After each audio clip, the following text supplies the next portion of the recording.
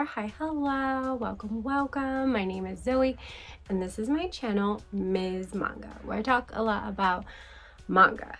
And boy, do I have a lot of manga to talk about with you. When I said last month, July, there was very little first volumes, they made up for it in August because my god, I have a pile of first volume releases that either released late July and I just got it in August, or released in August. So I'm not going to talk anymore. Let's just jump right into the manga because I have so many to go through. First up, I wanted to say, if you went to my community tab and you voted for Windbreaker as my favorite manga read of August, you were correct because I freaking had such a blast with this one. It was so good, and it's like, yeah, just a breath of fresh air. Like, it's kind of giving me that delinquent hero vibes of like Tokyo Revengers, but without as much of the drama. And it's just like more fun and crazy. And I'm really enjoying that. I mean, granted, this is only the first volume, but still. Anyway, let's back up, tell you more about Windbreaker. So we follow this boy, Haruka Sakura, and he has just moved into this town that he thinks has a school full of delinquents, and which he wants to challenge all of them and become the strongest of the school. Little does he know that recently the school has kind of had a makeover, and that though they are delinquents, their goal is to protect the town and its people.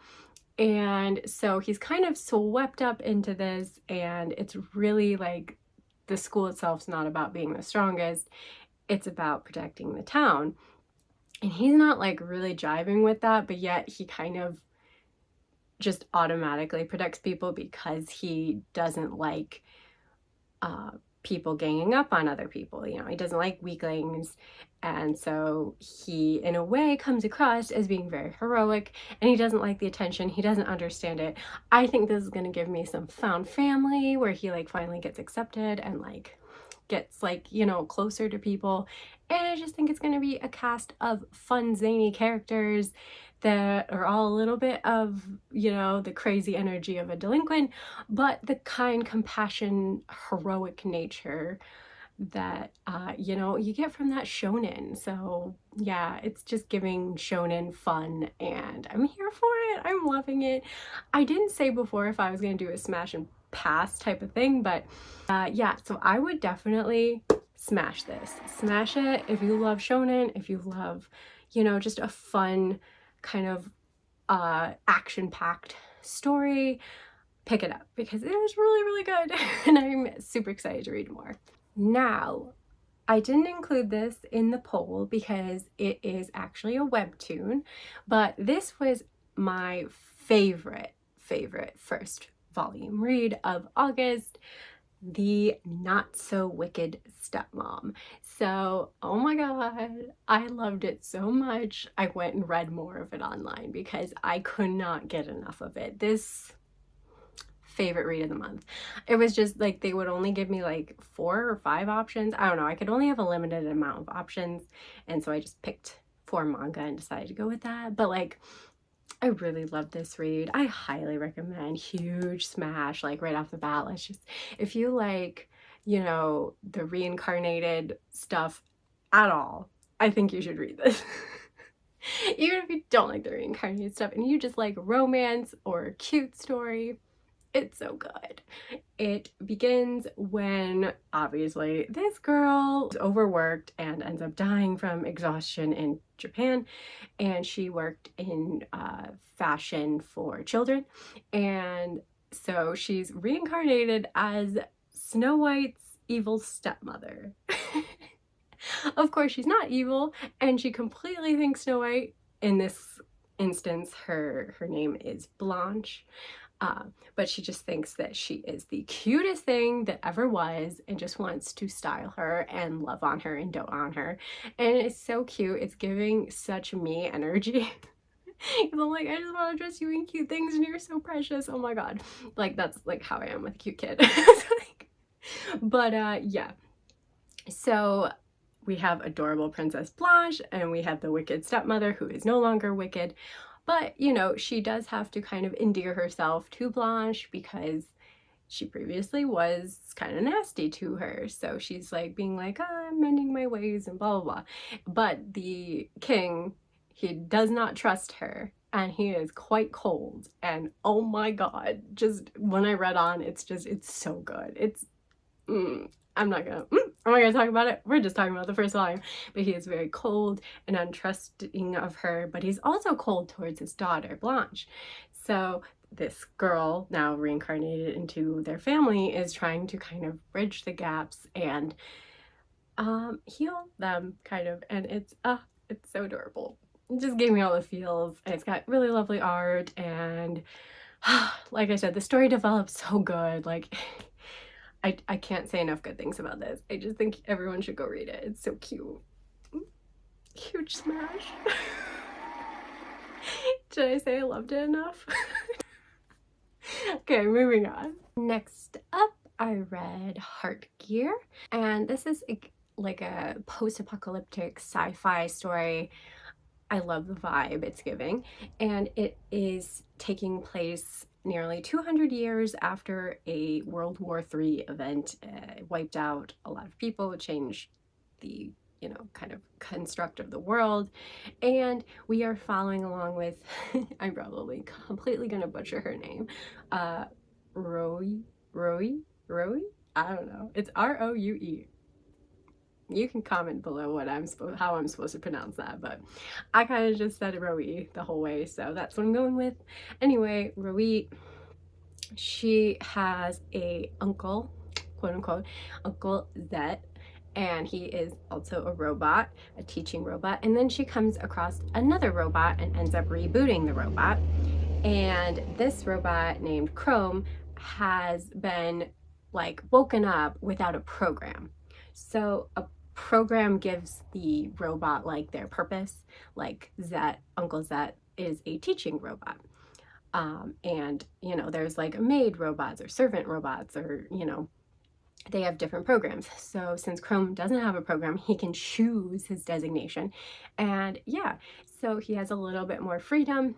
And then when Uncle Zet is attacked by like a sick robot, like a robot that's kind of like lost its mind, it's just all it knows to do is fight other things it comes across, then they embark on a journey to hopefully reconstruct Uncle Zet, who gets severely damaged in the fight between him and this other robot when he protects Rowie. So yeah, it's just, I think, a really good, decent start to one of those sci-fi journey type action stories. I really like Chrome's design. He's quite cute. And I don't think Rowie is super annoying. She's so far a pretty, like, she's a child, but she's not like an annoying one. And yeah, so overall, it's pretty solid. I'm smashing. I'm gonna get the second volume. I am not like as enthusiastic as I was about those other two previous ones, but I still enjoyed reading this one, and I think if you like the sound of any of that, then you might like this as well. Another first volume I read was The Knight Captain is the New Princess to Be. So I really thought this was gonna be a series for me. I love the cover. I love the whole fake engagement, real romance byline that they use in the back here. So we have Lady Chris, who is actually the knight, like, you know, looking after the prince, and they have been together since childhood. But when the prince's father, the king, decrees that he has to get married, like right now, like get a freaking move on it. The prince decides, yeah, no, I already have a girl I want to marry. I want to marry Lady Chris. So I was like, oh my God, this like fake dating relationship. He's gonna like try and woo her, because you can already kind of see that he has actual feelings, but she's just kind of going along with it, thinking she's protecting the prince until he finds, you know, someone appropriate for him, someone he actually loves. So of course she's, it's fine. So I was really hyped for this, and I was expecting, I guess, a little bit more than this was offering. I really thought she was going to be a badass knight that gets flustered easily. What I got, so the vibe that this gave me is the first volume, and I've read the first 2 volumes actually, but essentially the first volume of Love of Kill. I expected a badass assassin. I wanted some angsty romance brewing in the bottom, but I wanted it to be action-packed and her to show her stuff. And in both cases, they get their butts whooped, and they're not very effective, and the guy has to save them. No, I don't really, no, that's not what I want. I don't mind a girl not being the strongest, but when you're a knight or an assassin, you know, like, I expect some badassery from you, ma'am. Like, kick butt, please. No, just like she's just not giving. She's not giving, and I I don't come across this very often in manga, but I got to a point where I was like, I don't want to read anymore. I almost DNF'd a manga. I do not DNF manga. Like, it's really rare for me, especially a romance. Like, you could just easily get through a romance, right? Like, I don't know. It was not for me. It is a huge pass. Huge pass. I'm passing. I'm not going to order the next volume. I'm not going to hope it gets better. I'm putting my foot down and I'm saying, like, nope.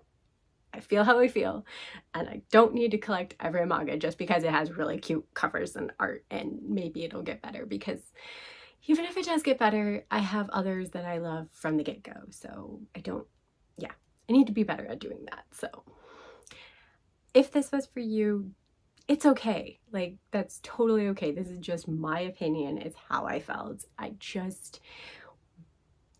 felt pretty strongly about it, but you know, that is no shade to anyone who did read it and really enjoyed it, because that's great. That's all you want, is to just enjoy a manga. So yeah, but for me, no. All right, moving right along, we have Mr. Villain's Day Off. So I want to say that, like, when a new volume comes up, I try and Google it to see some still frames to get an idea of what the art's like, maybe a little vibe of the story, and you know, then I read the summary, and you know, I love covers, so that piques my interest, and then I look into the other things. And yeah, so when I looked into this, first of all, I love pandas. He loves pandas, and his character design is quite cute. Those are the reasons. Those are the reasons I picked this up. I mean, they're shallow as fuck reasons, I admit it. Things I don't like about the skinny ass nature of this. Like, do you see? Like, it disappears when I hold it sideways. It's really short. The other thing is that it's very episodic. I did get that vibe when I looked at the art, and I grabbed it anyway. It's, you know, every time Mr. Villain here has a day off, he just goes and does something different. A lot of times he goes to a zoo and looks at the pandas, or he goes to like a petting zoo and he touches fluffy animals, or he like does something else that's cute and fluffy and adorable. And it's just that over and over and over again. So in the background of this, like, just guy having a day off from work and enjoying life, he is actually part of the Evil League, which I guess is trying to take over the world, and there's rangers on Earth who are trying to stop them. But even when he runs into a ranger on his day off, he's like, yo, no, I don't want to fight. This is my day off. I just want to relax. So it's very much like a strange mix of like a possible action, but it's not, because it's just focusing on what he does on his days off. And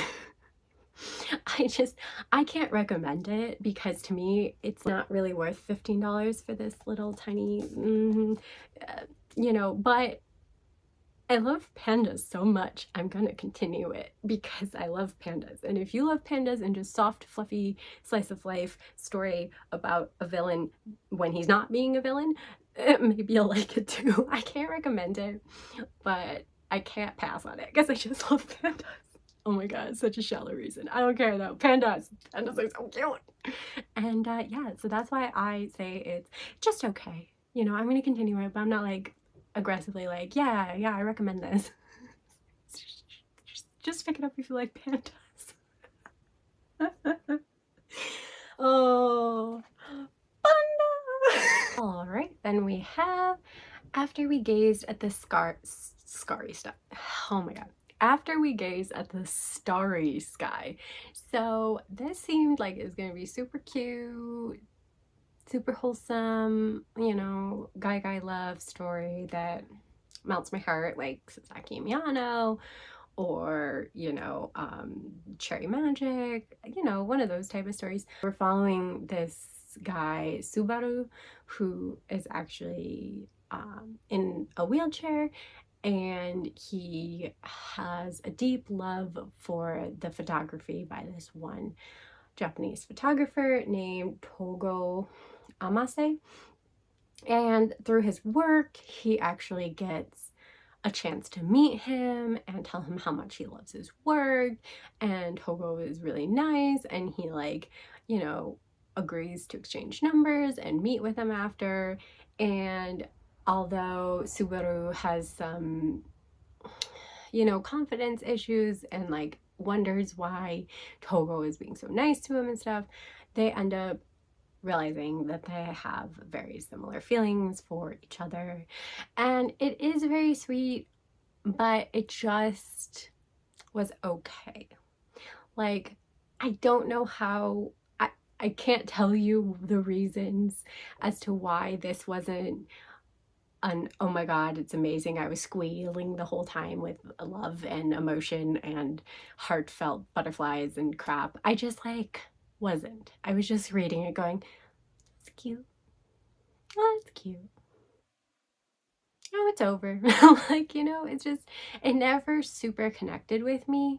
And although I think it's cute, and I think if you like, you know, want a soft romance, then you won't go wrong with this one. It didn't annoy me like the Night Captain Princess to Be one did. It just irked me. This one didn't irk me. It was just okay. So yeah, I probably will pick up volume 2, most likely, just to see how their relationship evolves. I hope it's a shorter series personally, but you know, it might develop more and I fall more in love with it. Who knows? But yeah, it was just okay for me. Yeah, it's what it is. Second to last, we have Secrets of the Silent Witch. So this is actually the only like late July release, but I didn't end up pre-ordering it in July. I picked it up from my local manga store, and I actually, I don't know why I was drawn to the cover, the art style. But when I read like the synopsis of the story and stuff, I was just kind of like, this is just gonna be one of those quiet girls that is just awkward, and you know, I don't know, like a lot of people like Komi can't communicate. I don't like that, even though I'm a shy awkward girl. I did not relate. So when they were saying how she like was so afraid to talk to people that she developed a magic that is such a rare magic that she doesn't have to use words to invoke it. And she becomes like a really high powered witch. I thought it was going to be like the journey of her to become one of the mages that are like the most high powered magic users in this world. But instead it actually just starts when she's already a mage. I guess I just didn't understand that bit. And she's being tasked to protect the prince at magic school. So she actually kind of has to go back to magic school. And I enjoyed it. I wouldn't say it was amazing or anything, but it was one of those magic school stories that I was more into than not. So I enjoyed it. I think if you like magic stories, fantasy stories, then it's a completely passable one. It kind of gave me the it's over there. Where is it? Oh, the reincarnated witch spells doom vibes. Yeah. And I enjoyed that one about the same as I enjoyed this one. I won't, sing its praises off the rooftop, but I had a nice time reading it. So, yeah. And last up, I told you there was a lot. We have Delinquent Daddy and Tender Teacher. So, of course, it's another BL male romance. We have I really think this is cute. It doesn't give me quite enough angst that I would like, but it's okay. Wholesome manga are nice too. But this is a story about Hitsuji, who becomes a teacher and seems to have been kind of encouraged to do this by his friend Hatoyama, who was kind of a bad boy in school, and Hitsuji just happened to have feelings for, but he never told him. So years later, he has a student in his class, and doesn't that student happen to be Hatoyama's son?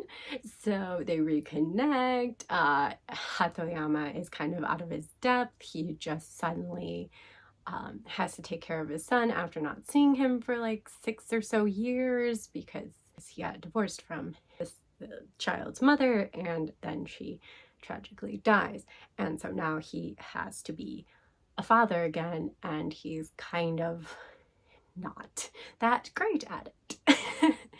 So of course Hitsuji, being just a great guy, offers to help him out with cooking and doing different things like tidying his apartment up and stuff. And they might just get closer than they were even in high school. You know where it's going. It's super sweet. It's a smash. I think it's just a really solid, sweet story. And I think if you just like romance, then this one, will give you all the good, warm-hearted feelings. I super duper love the art style. I love the little boy and how he, is kind of standoffish and then starts to warm up to his dad. It's realistic in such a weird, tragic situation like that. And I just think that, they make such cute little parents. It's adorable. I mean, it's just a really cute story. If you, like BL or just like romance, like that soft domestic kind of romance, then this would be a good one for you. Okay, and that concludes this video. I read 7 manga and 1 webtoon. 8 first volumes from August, or end of July, but I read them in August, and were mostly very good. I really only had one major, not for me moment. And all the rest were, good. They were not all amazing, but most of them were solid, enjoyable reads. So I call that a win overall. I had a good month of reading. I also read a couple other first volumes that are older.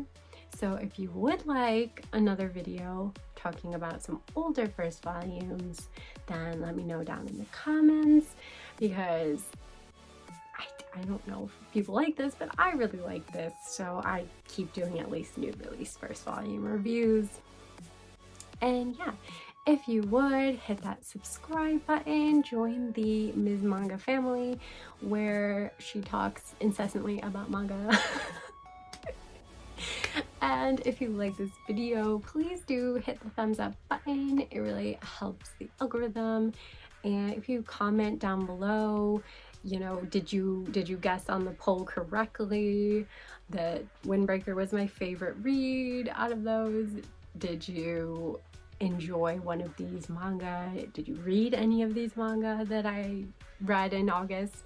And did you read a different first volume that you think I should pick up and read because I missed out? Yeah, comment anything your heart desires. I enjoy hearing anything that you guys comment about. It's always fun to read through them, and I super appreciate everyone who takes the time to comment. Thank you very much.